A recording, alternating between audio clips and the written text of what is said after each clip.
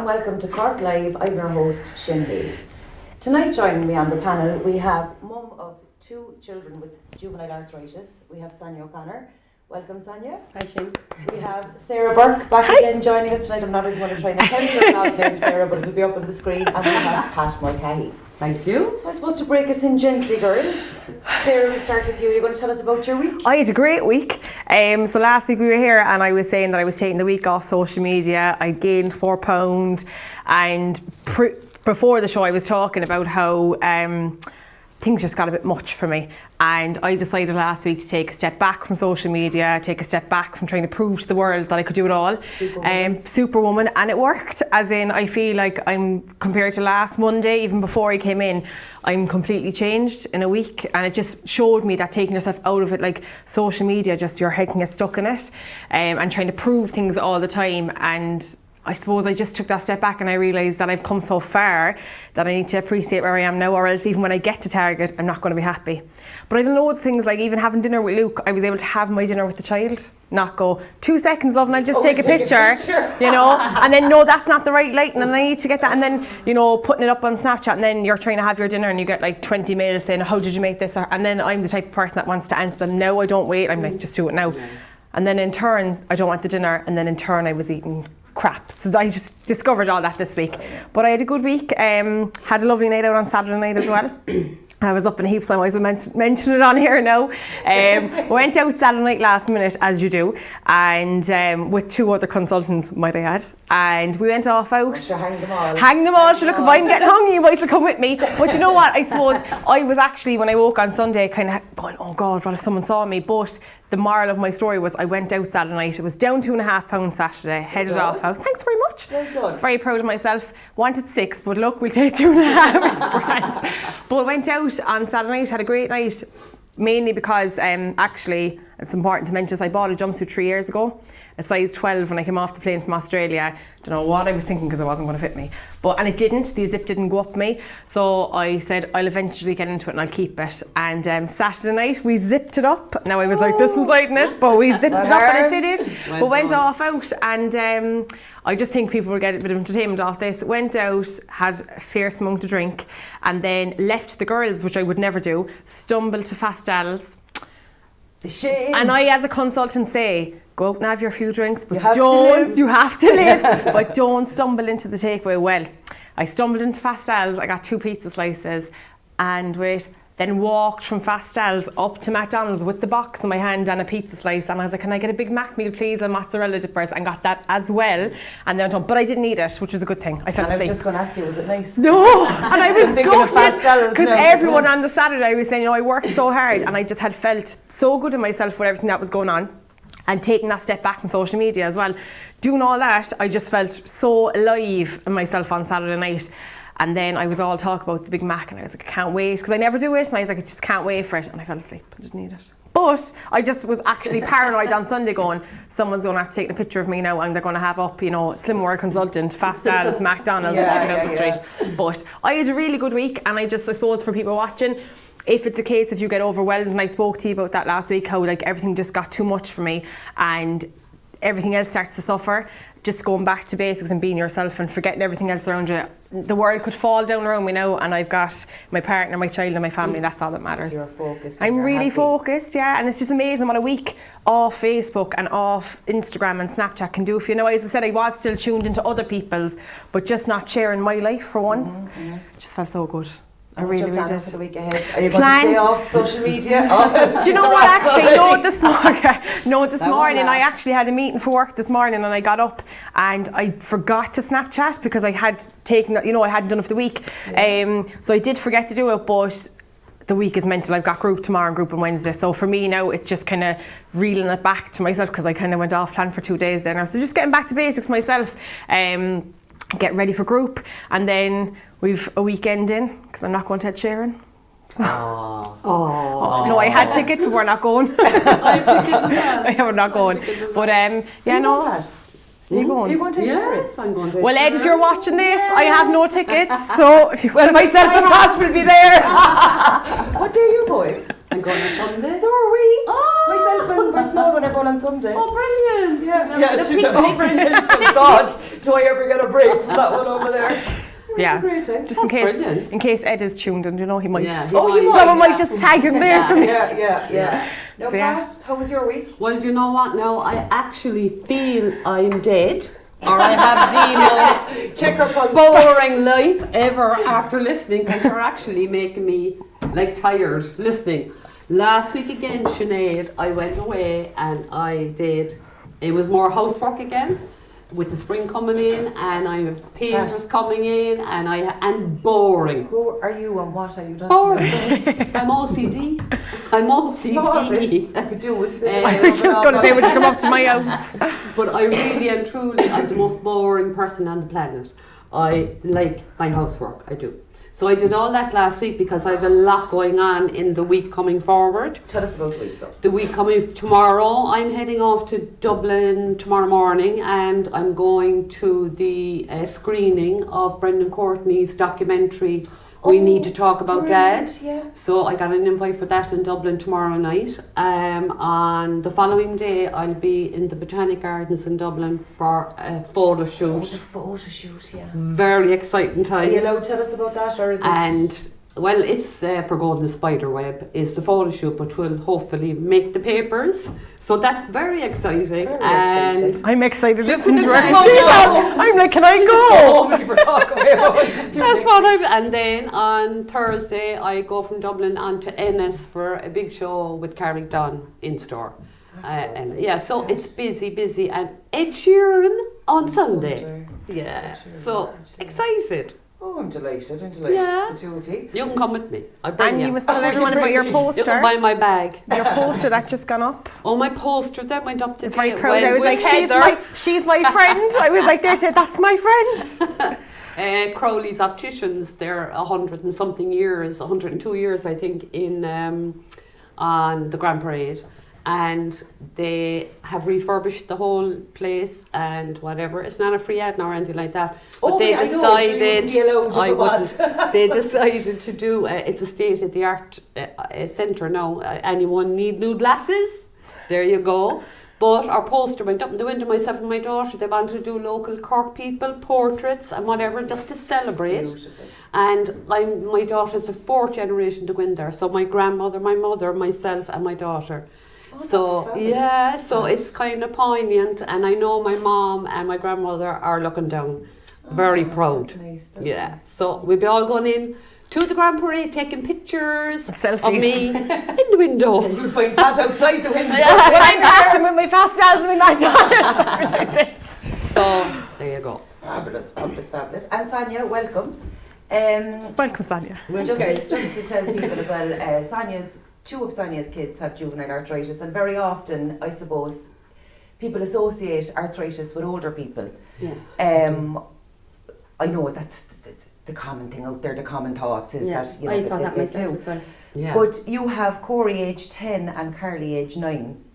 Now, with Corey, we'll start with Corey if you don't mind. When did you first notice something wasn't right with Corey? When he was about 1.5, he came out in a rash all over his body and he had a very high temperature.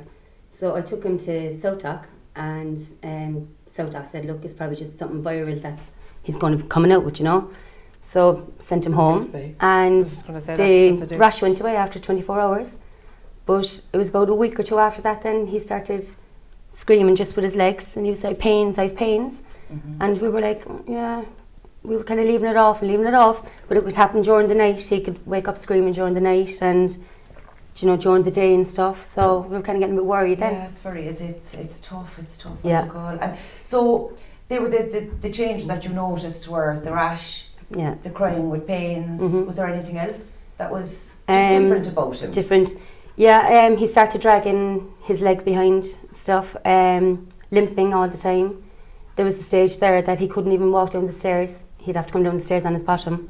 Oh. He constantly wanted to be up in the arms. We were like going, oh God, is he just lazy? Or is he just When you were saying the crying and pain, I was thinking it was the growing pains. Growing pains and stuff. And then he started, when he got out of bed in the mornings, it would take him ages to kind of put his feet on the floor for such a young child, you know. Yeah. And they should spring out of the bed at that age, really. When we really got worried is when he started pulling himself along the floor He used to come into the bedroom that way. If he was in the front room sitting down, like he'd pull himself out towards the hall, you know, pulling himself along, like, and we were like going, hang on now, you're 2, like you should be standing up walking, you know, holding himself against the wall, and so we kind of really got worried then. Yeah, and so what route did you take then? Did you return to the GP? Yeah, the GP was sick of looking at me. I was down there sometimes, could be twice a week, and it got to a stage, like every time I went down, she was, no, like there's nothing wrong, we done bloods and the bloods are cleared.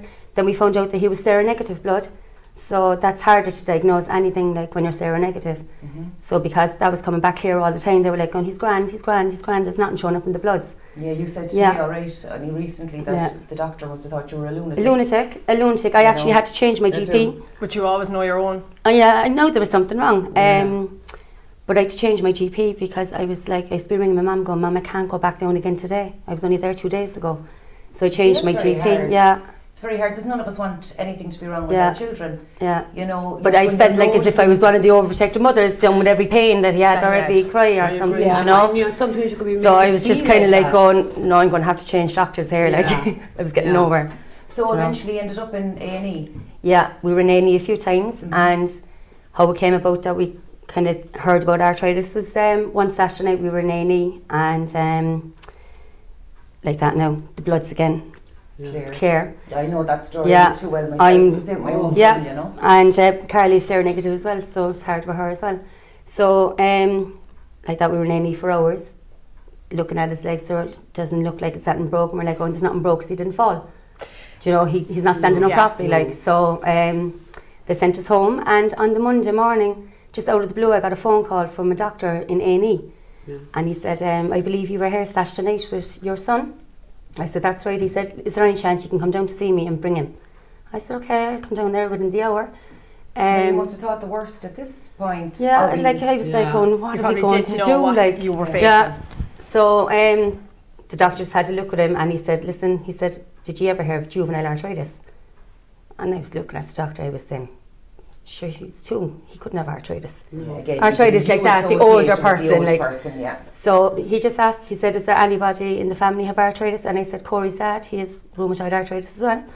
So he said, okay, he goes, go back to your GP, get a referral straight away for paediatrics in CUH. So that's what we did, and we annoyed CUH, and I'd like to get him in there. So we kind of got him in there within maybe a month and a half. So he spent 2.5 years in and out there, didn't know what was wrong with him. Yeah, because the bloods. Was it nearly 5 at this stage now? So we were getting nowhere with them, and they were just saying like, we don't know.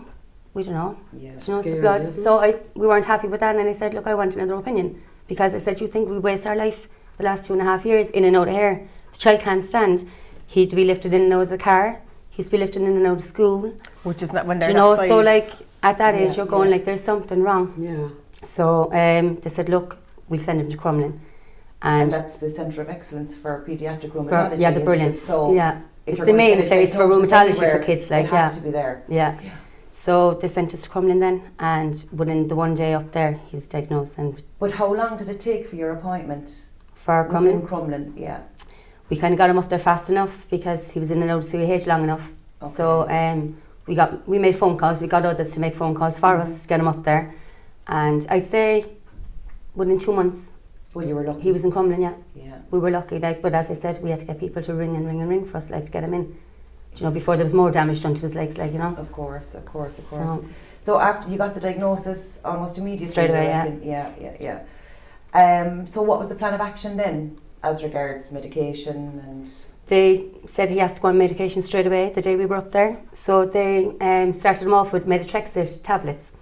So he was on them for a few months, made no difference. So when we were back there, they said these are heavy drugs, girls. I know that you're. Yeah, they're like chemo drugs and stuff like They're like a chemo. Drug for all the they're chemo drugs like that. People with chemotherapy like use. From attacking itself. Yeah. So they said, look, that's not working. His legs are getting worse. We're going to have to start him on injections. So they tried him with the methotrexate injections. So he was on them for about a year. There was still no difference. So they put him straight up to Humira. Like there's 3 top injections that you can only take for arthritis, like. So they put him up to the Humira. He was on Humira about a year and a half and stuff. So each time we went up to Crumlin, they had to up his dose. Do you know, so like he was on 25 mil, he went from 25 to 35 and they put him straight up to 65 then. So he was on the top, like he was actually on more medication and injections than what his dad is. Like they're both on the same injections and stuff. They stuff. have to hit it hard with kids. Yeah, Well, they have, to try to hold it off as long as they can to damage it more. Like. Yeah. So then last September we were up there. He was having fierce problems with his legs. We were getting phone calls from the school. You're going to have to come in. He can't move. So we were going in, lifting him into school, lifting him out of school. We said to Crumlin, physio wasn't happy with his joints, and last September then when we were in Crumlin they said, right, his body's after getting immune obviously to the Humira now, so we're going to have to, there's one last injection for him to try. So they put him on the Enbrel last September and he's still having first problems, and they're after putting him on 2 injections a week now. So we inject him at home every Tuesday and Friday. And how's he getting and he's on on with tablets as well, Sonia? methotrexate tablets on top of these. So As he's well. as well, yeah. Yeah. But So how does he get on with the injections? Because I know that there's some kids, some parents of kids that I know say there's a fierce sting off those injections. The Humira is the worst one. Yeah. He used to be screeching when we used to be giving him the Humira because it stings. The liquid that's in the injection stings going in. Okay. And he used to be black and blue. He was black and blue from How him. old is he? He turns 10 there in March. Turned 10 Yeah. March. So And for such So a he's small on all that now amount since now he's for 5, him. like, yeah. Yeah. So And does that injection, for someone who knows nothing about juvenile arthritis, does that go into a muscle?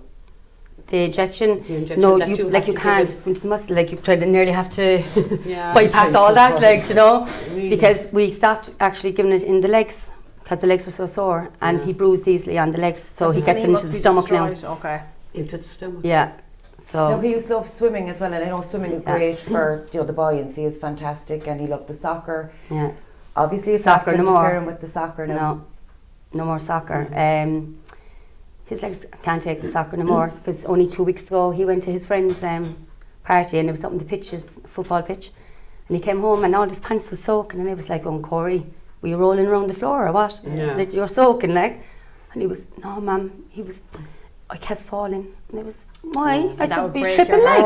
And he was, no, ma'am. He goes, my knees and my ankles kept giving out. And I was like, all right. And that would I was break just your like heart going, then. oh God, I had a lump in my throat. I was, It's poor heartbreaking. child. You're nearly giving out Yeah. for the fact Yeah, that and I it's was like, so- going, were you rolling and it around? wasn't- Yeah. Yeah. And then Anyway. Sonia, you've Carly as well. She's just turned 9. She Yeah. has hypermobility and Raynaud's, but again, Yeah. it's the same It's kind the of same journey that it's you're the same going through. arthritis, yeah. Again, both of them are attending rheumatology in Crumlin, but their symptoms are Totally different, yeah. polar opposites almost. Same with along Yeah. the lines of pain and that. But with Carly, was she as young as Corey? No, started with Carly just about 2 years ago. So when she was about 7. Yeah, about 7, yeah. And So- how did she present differently to We Corey? started off with stomach pains, her bowel and stuff, you know, and her stomach would swell, so it'd be like spasms she'd kind of get, and they could come on any time during the day, during the night, you could be up, and they'd be so severe, like she'd vomit. Do you know the pain? Oh. So it started off with the bowel, and like that now, in and out in A&Es and the whole lot with that. But it's the day she came in and all her fingers and her feet, all the joints, she couldn't even bend, not even the tips of her fingers. And I was like going, oh God, here we go. We've another one now. Do you know, I was like going, And I suppose at please, her no, like- age, you were kind of gone past it, whereas Corey was so young when you... Yeah, see, we dealt You with had Corey thought, younger, yeah. like, and do you know, we didn't think that Carly, anything would kind of come out of it with her or anything Yeah. like that, you know. And you But, were lucky as well, I suppose, that Corey was, well, lucky being probably the wrong word, but that he was already within the services. You were able to get Carly seen an awful lot sooner. Straight away, yeah. We were actually in Crumlin. I was after ringing Corey's doctors actually in the CUH, and I just said to him, I said, listen, I said, I'm sure Carly's, there's something going on, you know, the joints and everything. And we were actually in A&E as well, in the Mercy, and like that, the blood tests were clear. So she's seronegative blood as well, so it's harder to diagnose. So, But it's hard to diagnose regardless, Yeah. because, you know, I have the same autoimmune That's condition right, myself. My son was only in Crumlin in January, gone. And I remember for years I had the pains, the this, the that, Everything, when I was yeah. really young. And, you know, we'd get to the hospital and, she's growing pains, because they would do the bloods, everything would be clear, the whole lot. And I wasn't diagnosed until I was in my 30s. And I know how difficult and how tough it can be on your system to take immunosuppressants. Yeah. Because you're open to catching anything that's going. Yeah. Any colds, any flus, I'm constantly sniffing, Yeah. and they're the same because their immune systems are very low. Yeah. Because so they'll catch everything. Even in school, like if one of the boys now in Corey's class, they vomit, Corey has to be taken out of the class straight away. In case it picks up a If he bug. picks it up, so we'll have to come to the school. and it would be harder for him to fight. Yes. And it's harder for Corey because if he gets anything at all like that, like he's like worn. So he's very vulnerable then. Yeah, and it's dangerous for him to pick up anything as well, like course. because of what they're on. Yeah. Do you know? And Sonia, as a parent, how difficult is it for you to deal with this, having 2 children? I know you're a great mum, you're doing a great job. I know this. But how difficult is it for you? You never complain, you never moan. No, sure. But They're it can't kids, be like- easy. It's not, like, it can be hard, like, and it can be hard when 2 of them are sick on the one day. Do you know? Yeah. Because every day is different. You don't know which one is going to be worse, or, you just don't know what I'm like. But it's very hard to look at them because you're like, oh, God love us. Carly, like, before she even goes out the door, she has to have, the gloves and this, that and the other because of the Raynaud's. The minute she hits the cold, like, she's like a balloon. The minute she hits the heat, she's like a balloon. So it's her body temperature she needs to kind of Control, like, Like, she won't even come shopping with me anymore because if she go near the fridges where the frozen food and stuff are, like, she'll get an attack straight away. So she'll be in agony. Do you know what I mean? And is it possible to grow out of Raynaud's?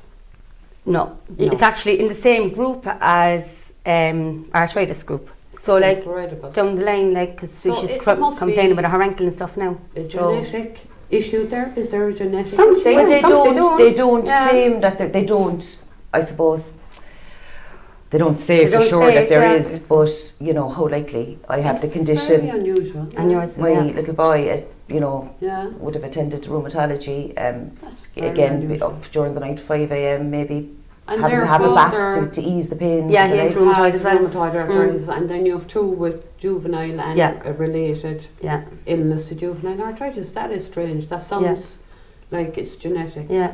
But I'm sure they won't. They don't say, like, one doctor would say, yeah, maybe it is. Another one would say, no, it's nothing to do with it, like, but obviously it has. Well, that would have pure to bad have, luck. like, to me, like, That's it is. bad luck if it's not genetic, isn't it? Well, yeah, To get but to. I firmly believe it is. I think so. I do too. You know, Definitely. so. Looking Must at the be 2 kids now, like, something going, like- it has to be, like, You'd have an idea of it yourself, But It's no, like it must a weakness in the system somewhere, like along the line, Yeah. But And it must it's sorry. We're all like, I know, like, we want to know more. It's all the joints. Does it mean, and my own father had, we'll say 3 knee replacements. Before you say anything, he does not have 3 legs. that's my drink there now nearly went. He had 1 replacement the right knee and 2 on the left, but he's an adult. But does it mean if you have juvenile arthritis that going forward, that could be what you're facing? Well, with Corey, I'm more worried that way with Corey because he's on the very last injection you can take for arthritis, So and he's next? only just after And turning he's 10. just turned 10. Like, he's only 10. He's not a teenager. He's not an adult. So I'm going to be like, what's going to be there for him if he runs out of that in a year and a half? That if that injection don't help him no more and he gets immune to it, like the Humira and like the other stuff. While your next, There's only one more thing that you can do after that, and after that, then It's replaced. I don't know. Now, like, kids do go into remission as well. Right. You know, once their condition is treated effectively. yeah. And again, as I was saying earlier, like, I know that it does have to be treated aggressively to get it under control, to stop the joints from being damaged. Yeah. But his ankles are damaged, you know. Like. It's just I don't something think you it ever never- goes away as such. No, I'm not.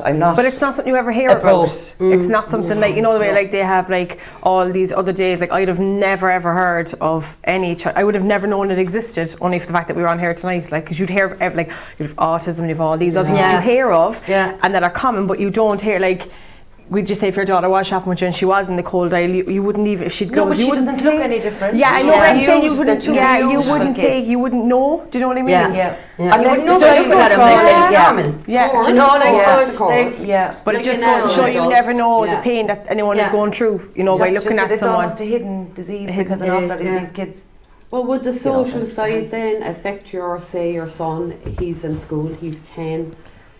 does it have to be explained to the classroom, you know, that he might not be able to participate? Oh, his teachers, his school are fantastic. Yeah, lucky. They are brilliant. Oh, that's Even his friends in school are very good with him as well. Yes, you know, they understand. So, but he has one teacher. He has a resource teacher in school, and he links in with Corey's OT in CUH. So he takes Corey out of the class maybe once, twice a week. And you know, he does all the hand stuff with him. He does a bit of physio with him. That's very important. So they're brilliant. And then there's another teacher now as well. She's taking him out once a week now as well, because they actually called us to the school about 3 weeks ago. I was telling you that was about 3 weeks ago. And I think it's only starting to hit Corey now. Yeah. Because he's getting a bit older. So he's understanding it now. Yes. So he's breaking down in school.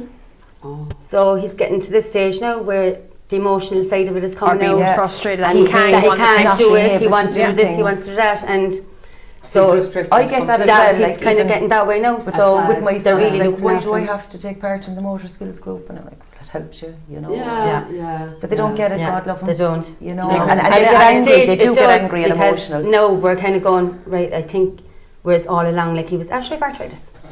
So that was the thing when he was younger. But he's older now, so he's like going 2 injections a week. One was bad enough, like, but you'd imagine with kids' birthday parties when it is in the pictures are when it is and things like the planet or the it's you can't. Do you know what I mean? Awful. I've been there myself, you know, where it's like, but I don't want. And you can't help because you can't do anything. Do you know what I mean? That's it. Even when they're in pain, you can't touch them. I remember one time saying to my little boy, like, but I thought that he was your friend. I was like, he is, but he just knew he wasn't going to be able to run around that day. He knew he wasn't going to be able to interact and have fun. That's heartbreaking. It is. And they kind of go into themselves in a small bit, like. Of course they do. Which, as I say, you're a great mum, and I'm sure you won't let that happen, Sonia. And girls, unfortunately, it's time we again. are well out of time. I was flagged down there about 10 minutes ago. Oh my God. I was flagged down a good 10 minutes ago. I'd say we'll be shut off the set. So thank you, Sonia. Thank you. Welcome. Thank you. Thank you. And thanks, Sonia, because it was very informative. It is very informative, and you know, I know it wasn't easy for you to come on, but it's good because there's like if we learn from it, you can imagine the amount of people outside that have learned from it. So thank you. Spread awareness.